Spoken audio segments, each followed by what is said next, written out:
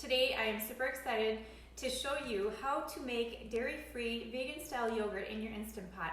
I have about 1 minute left on my Instant Pot. This has been going for 24 hours, so I'm going to start my video a little bit in reverse today just because of the time frame.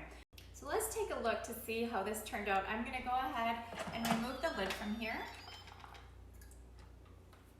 This is what it kind of looks like on the inside. I'm going to take a whisk and whisk this in here.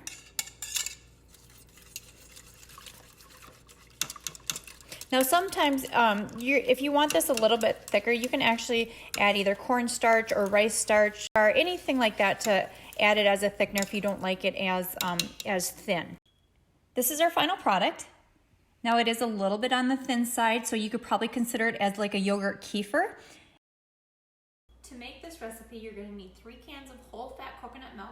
I have 2 different brands here, so I really don't get too caught up on the brands as long as they're organic and 100% full fat coconut milk with no sweeteners in them. Then you need a starter. A starter is anything that can be store-bought, or I think you can buy some things online. This is Cocoyo, and it's living coconut yogurt, which has probiotics in it. So when you look on the back, you're wanting to look for something that says probiotic cultures, because that's what you need to be able to create more probiotic cultures when you're making your yogurt in your Instant Pot. You also are going to need some maple syrup. You're going to be using a 1/4 cup of maple syrup. So what I've done is I've already poured these cans in there. I've already poured the maple syrup in there. Again, a 1/4 cup of maple syrup. And then you just whisk it together.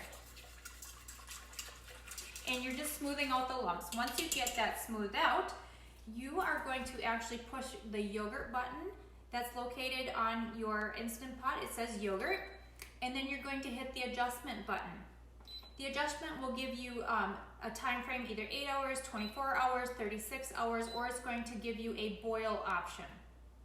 And you want the boil option right now because this is the first start of what you're going to do to make the yogurt. Just pop the lid on it.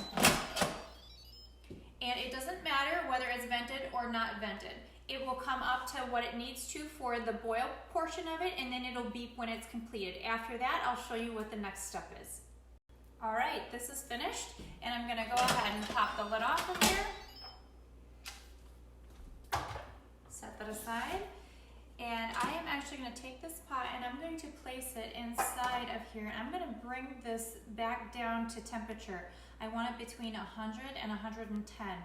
So you can actually just leave it if you want to for an hour and it'll probably bring it down to temperature. I don't like waiting, so I'm actually gonna put it in a bowl and put some ice around it. This takes only about 15 minutes. And honestly, you can set your timer for 15 minutes and it will be very close in range.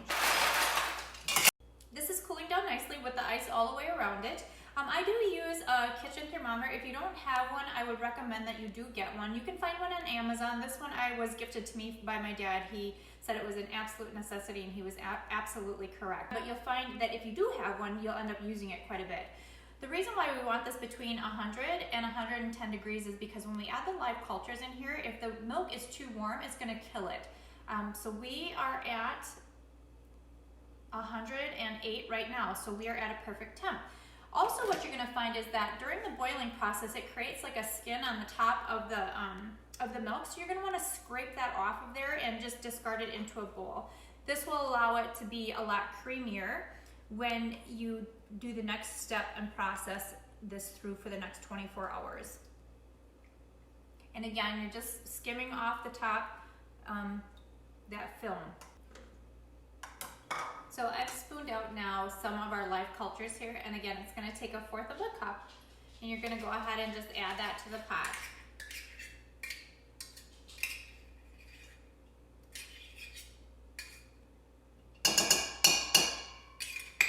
At this point, if you wanna add your thickener, now is the chance to add your thickener.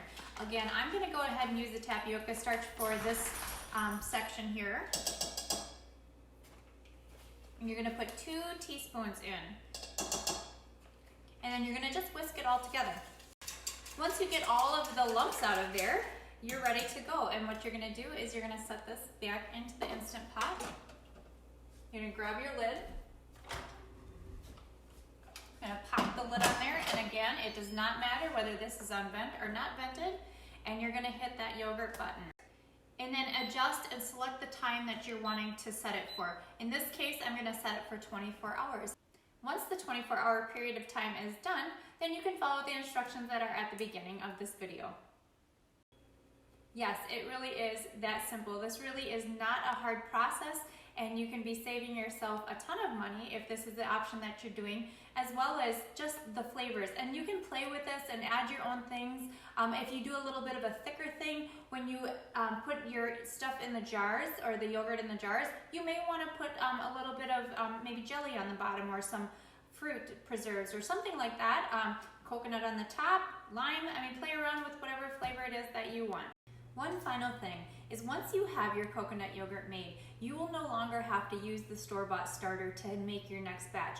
All you'll need to do is reserve out 1/4 of a cup of your own homemade coconut yogurt to start your next batch. Thanks again for watching, guys, how to make coconut yogurt, dairy-free vegan, in your Instant Pot. If you guys like what you see on my channel, go ahead and hit that big red subscribe button. Good luck in your yogurt making.